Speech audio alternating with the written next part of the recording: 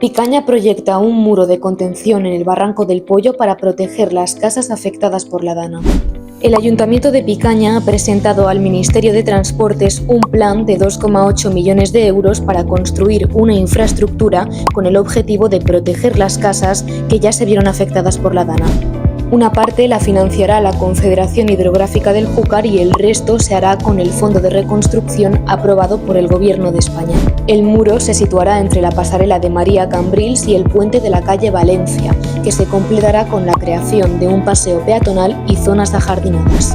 La memoria del proyecto se entregó el pasado mes de agosto y está a la espera de recibir el visto bueno del Gobierno.